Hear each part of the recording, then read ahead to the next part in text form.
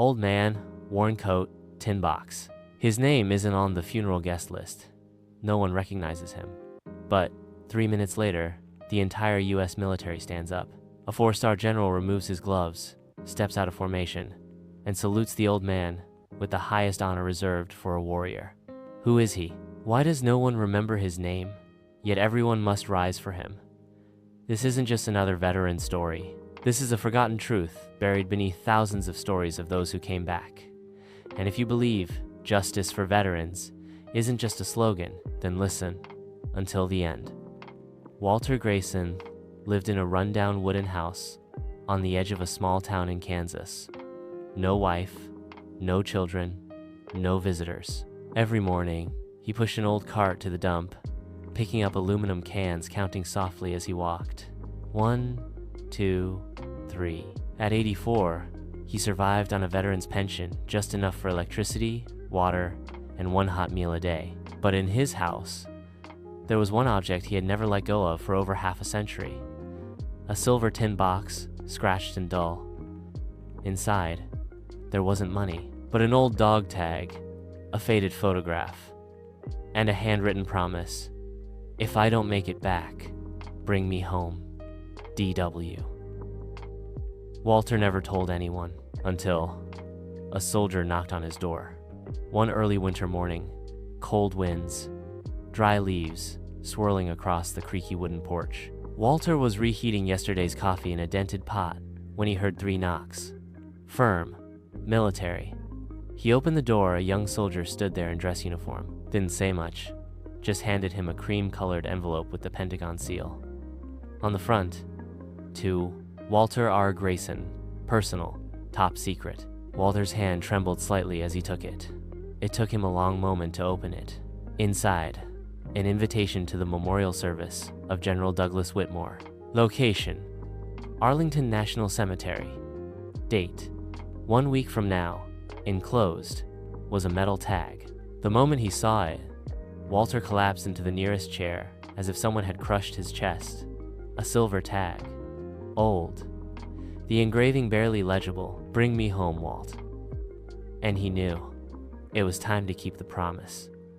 The next morning, Walter stood in front of a mirror, putting on his old uniform. Frayed buttons, faded insignia, but he straightened every fold as if he never left the service. In his chest pocket, he placed 3 things: the silver tag, a photograph, and the handwritten promise, if I don't make it back, bring me home. He told no one where he was going, just boarded a long-distance bus from Kansas to Virginia. He sat silently, eyes wide open the whole ride. His hand never left the small tin box on his lap. As the bus rolled forward, he looked out the window, scenes passing by. But in his mind, only echoes from 1,971 remained. Don't let me be buried there, Walt. Arlington, cold and quiet at dawn. Flags hung low in the mist. Black limousines rolled through the gates, followed by high-ranking officers in pristine uniforms. Walter Grayson stopped at the main gate, wearing a faded uniform, old polished shoes, the tin box pressed tightly to his chest. A young guard stepped forward. Sir, your name's not on the guest list. Walter didn't speak. He simply held out an old silver tag, the only thing gleaming in the dim light. The guard stared, frozen for a second, then turned away and let him in. Inside, the military band began to play. A flag draped over an urn. The most powerful people in America stood waiting to honor a hero, but none of them knew another hero had just walked through the gate, uninvited. Under the gray-white dome of the memorial hall, hundreds sat in silence. Ranks gleamed, eyes cast down. Neatly folded flags rested on every honorary seat. At the center, a framed photo of General Douglas Whitmore. Dressed in full regalia, his gaze was firm and proud. Beneath it, an urn, flag draped, resting on glass. The room was so quiet. One could hear the wind brushing past the flags. A senior officer approached the podium, General Colton Reeves, Whitmore's direct successor.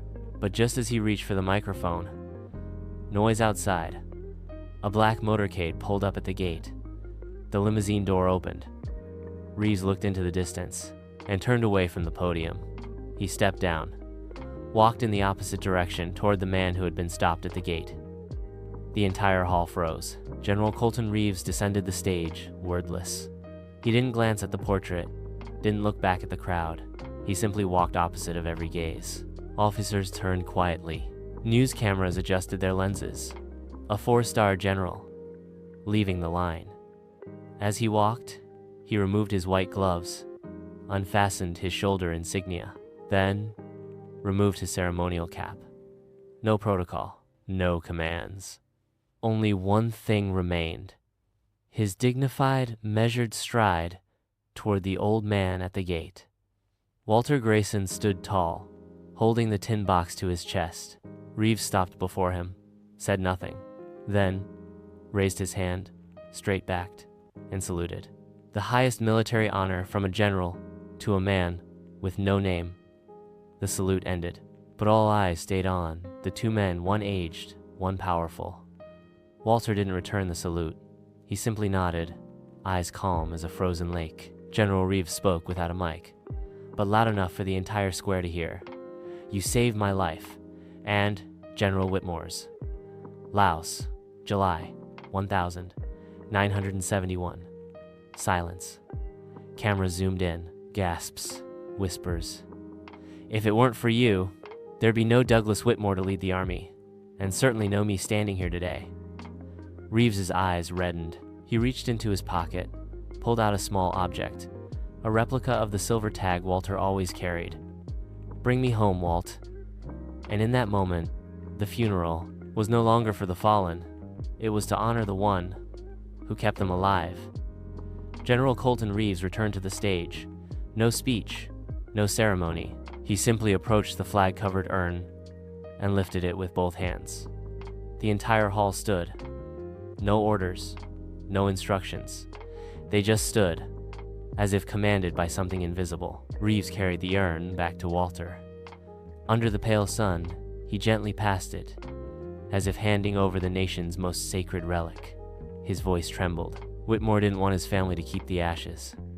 His final wish was that only one man had the right to take him home. Walter received the urn. His hands shook not from age, but from the weight of something that had been on his shoulders for 54 years. Now, it rested gently in his arms. Walter held the urn to his chest. He stepped up the marble stairs once reserved only for the most powerful. His worn shoes echoed through the solemn hall. His faded uniform bore frayed shoulders, but each step was steadier than any others. When he placed the urn on the pedestal, bowed, and stood up, the entire memorial removed their hats. Officers, politicians, even old veterans in wheelchairs rose with effort. No command, no instruction, just a truth rippling through the air. A man never called a hero had just made the entire military bow their heads, and that's how Walter Grayson quietly made history. After the ceremony, as the crowd dispersed, General Reeves approached Walter. He pulled out an old envelope, sealed in red wax. It read, "To be opened only after Walter Grayson places the urn." Reeves handed it over, said nothing. Walter opened it. Inside, a yellowed sheet of paper, slanted handwriting, familiar. "Walt, if you're reading this, I've gone. I carried a debt I could never repay, and I knew you'd never ask for it back. You saved my life, but more than that, you saved the last good part of me. I became a general, a husband, a father, because you gave me that chance. I don't need the nation to know. I just need you to know. I'm grateful. Forever. Doug." Walter gripped the paper, then gently folded it and placed it inside the old tin box, where all sacred things in his life belonged. Late afternoon. The cemetery was nearly empty, only the sound of wind weaving through tall trees. Walter stood before a new gravestone. It read, "Douglas Whitmore. Soldier, leader, brother." He laid a single incense stick on the cold stone, then knelt down. His knees trembled, hands resting on rough ground. But his eyes were steady, like back in the jungles of Laos. He didn't say much, just bowed, closed his eyes, and whispered, "I brought you home," as promised. In his hand, the old silver tag had darkened with time, but the evening light still caught one faint line. "Bring me home, Walt." And he had done it. 1 year later, on the outskirts of Virginia, a new center was built. No flashy signs, no grand promotions, just one line etched in stone at the gate: Walter Grayson Memorial Center. Inside was a place for men like him, veterans with wounds no one could see. They came to heal, to be heard, to believe they still mattered. At the opening ceremony, Walter didn't stand on stage. He sat on a wooden bench by the garden edge, a white flower in hand. No speech, no need for anyone to notice. General Reeves approached, placed a hand on his shoulder. "You think this is just a building, but for us, it's a thank you carved in stone." After the ceremony, Walter left. Alone, no escorts, no cameras. He walked out the back gate the way he had lived his whole life. Under a newly planted oak, he stopped, placed the white flower on the ground, said nothing, just looked up at the budding leaves and gave a soft nod. No speeches, no audience, but a silent acknowledgement etched in every brick, in every footstep of veterans finding their way home again. And in that silence, his name remained in stone, in memory, and in the hearts of those who once believed they were forgotten. Walter Grayson never stepped onto the podium. He never asked to be remembered, but that doesn't mean he didn't deserve it. His story isn't just a promise kept. It's a verdict against forgetting. Forgetting those who made it home. Forgetting wounds that don't bleed, but hurt for a lifetime. A 4-star general needed him to come back. A nation needed him to remember who saved them. Justice for veterans doesn't come from medals. It comes from remembering who they were and what they gave up. If you've ever known someone like Walter Grayson, don't let them live quietly and die in silence. Share this story so that even the quietest among us can still stand in the light of recognition. This is justice for veterans. And sometimes, justice begins with just 2 words. Thank you.